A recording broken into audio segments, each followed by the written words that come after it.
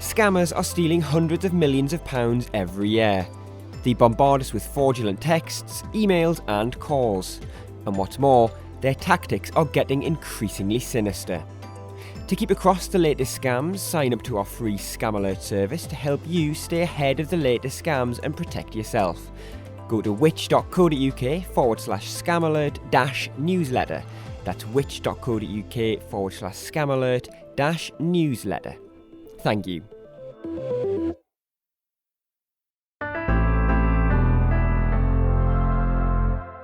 Hello and welcome to the Witch Shorts podcast. I'm Rob Lilly-Jones. We're nearing Christmas, but we've still got plenty of new episodes on the way between now and 2024. And if you're feeling generous and want to give us a gift at this time of year, then why not leave us a rating and a review wherever you're listening. Today we're hearing about those for which access is being denied. The disabled customers too often let down by poor customer service. To read us this article, originally written by Hannah Downs, I'll hand you over to James Rowe.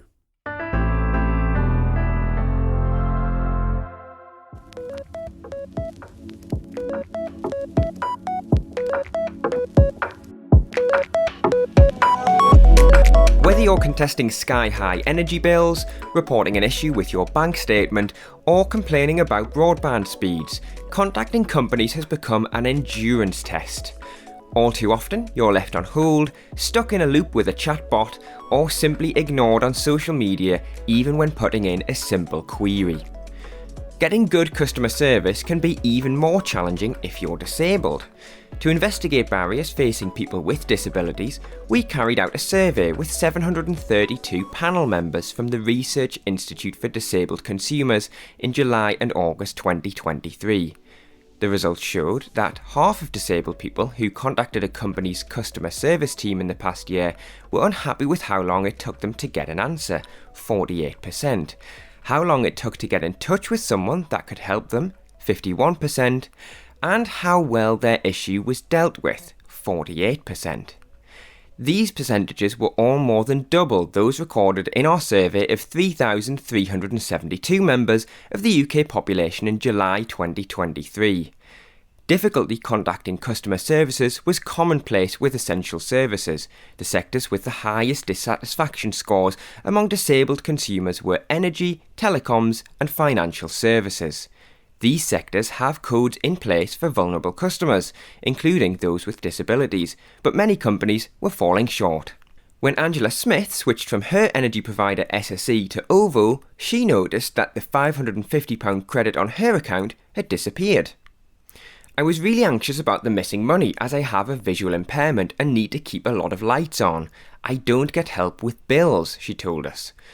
Angela tried OVO on the phone but couldn't get through. She then tried online. I messaged on social media, but I hate doing this as it's difficult to navigate and see what you're doing. Angela eventually found an email address for the chief executive of OVO and got in touch. The company then called her to say there was a problem with the migration and that she should get the credit back. This was worrying and there were no apologies. Angela's credit was refunded after she made a number of complaints. OVO has since apologised, but Angela remains frustrated with a lack of access to customer service teams. Companies haven't trained their staff, especially around disabilities. Angela's experience isn't unique. More than 2/3 of disabled consumers who contacted an energy company in the past year were dissatisfied with how long it took to get through to someone who could help, and/or how well their query was handled. One EDF Energy customer was repeatedly asked to resubmit meter readings. They told us it seems like EDF doesn't understand disability and has twice asked me to read the meter while on the phone. I can't read the meters without my carer. This means I either waste care time during the phone call with my carer or I have to email photos of my meter again, taken during care hours. More than half of disabled customers who contacted customer services for financial services and telecoms companies were unhappy with how long it took to get answers to queries. An HSBC customer said, "I don't get the answer through live chat and was told I had to ring up, which I struggle with due to my disability." Others found themselves going back and forth with customer teams trying to resolve straightforward issues. It took 4 months and multiple contacts to resolve an issue, which turned out to be a fairly simple one, recalled one TalkTalk customer. Companies failing to contact disabled customers in an accessible format is another common problem. A Legal and General customer told us, "I'm speech impaired. I informed the company about this when using its chat line, but it sent emails telling me to phone up. It took 10 days to reply to an email in which it answered none of my questions. I'm still waiting for an answer 3 weeks later." A Halifax customer told us they received communications from the bank by letter rather than in audio format. Halifax then sent me a letter in print to tell me that it had been wrong to send out the previous letter. Part of the problem is that companies increasingly try to steer customers away from contacting them. Some hide contact details and make you navigate the website to track them down. Around 2 in 5 disabled customers who contacted a customer care team in the past year said they were dissatisfied with how easy it was to find contact information or with the contact options available. Many energy, telecoms and finance companies try to push customers towards using chatbots or automated phone systems before allowing them to speak with a human. Chatbots can be useful if you have a simple query that fits their list of responses, but they're far from perfect. Reach a dead end, and you might be put through to someone, be asked to phone, or be told to download the company's app for further help. 2/3 of disabled consumers who used a chatbot did not believe it was an accessible experience. One Scottish Power customer told us, "The only contact method I could find was via a chatbot. The phrase chatbot is a misnomer as it only allows me to ask specific predefined questions. There isn't an option to say, 'I want someone to come and fix my smart meter.' I have now given up trying to contact Scottish Power." Participants also mentioned the maze of automated menu options presented when they called. Around 2 in 5 who phoned a customer service team in the past year said it was not an accessible experience. The phone systems where you have to select various options before you can speak to a human is too complicated for someone who is hard of hearing and can be very confusing, an Octopus customer told us. It sometimes takes 3 or 4 attempts of trying various options before you can speak to someone. These systems are long-winded, tiresome, and exclude disabled people. The reasons why disabled consumers might face issues when contacting customer services are varied and complex. Some might only be able to access communications in certain formats, such as British Sign Language or Braille. Others might find that certain contact methods induce anxiety.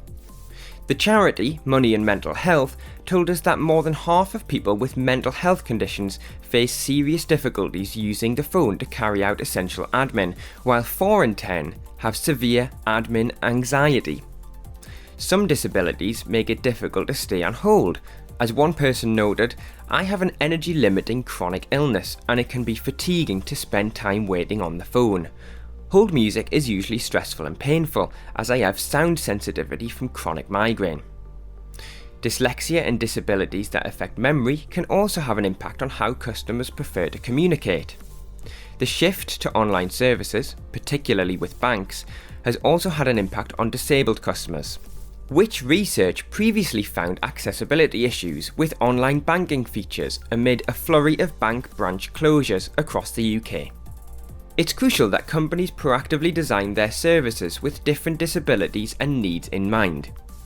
Regulators in the energy, telecoms and finance sectors publish guidance on how vulnerable people, including those with disabilities, should be treated. Ofcom and the Financial Conduct Authority require providers to use varied communication channels and accessible formats where required.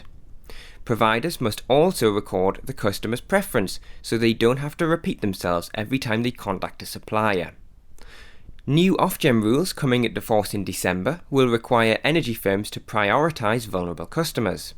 They will need to proactively contact customers who've missed payments and publish their Citizens Advice customer score ratings. This will mean consumers can compare call waiting times and the quality of help provided. These industry codes sound good in theory, but it's clear the principles aren't always adhered to in practice. Disability charities put this down to the lack of awareness and training within companies. The disability charity Scope says a broad spectrum of support needs must be met. Even simple things can make a difference. For example, using plain English or developing employees through disability awareness and understanding. Businesses should talk to their disabled customers to understand the barriers they experience. They need to make sure they serve all of their customers. Under the Equality Act 2010, it's unlawful for companies to discriminate against you because of your disability. They're expected to make reasonable adjustments for disabled consumers and must anticipate adjustments that disabled people may need. It's your legal right to ask for adjustments to be made, such as sharing bills or communications in an accessible format.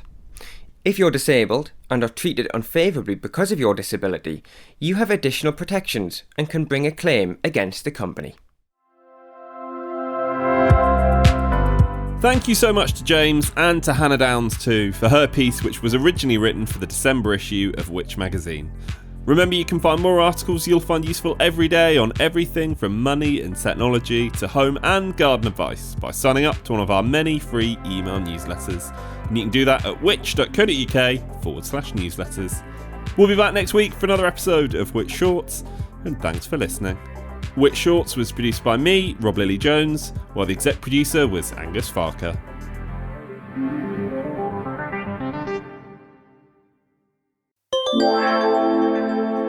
It's Grace here to tell you all about our new podcast at Which. It's called Get Answers, and you can listen now on whatever platform you like. Me and co-host Harry will be with you every other Monday, with episodes dropping each fortnight as we help you solve life's everyday problems. Whether it's getting the most from your weekly shop, finding travel hacks to save on your family holiday, or simply learning the tricks that make your everyday life easier. And we'll be joined by the very best experts too. Just search Get Answers and subscribe so that you can catch our episodes as soon as they drop.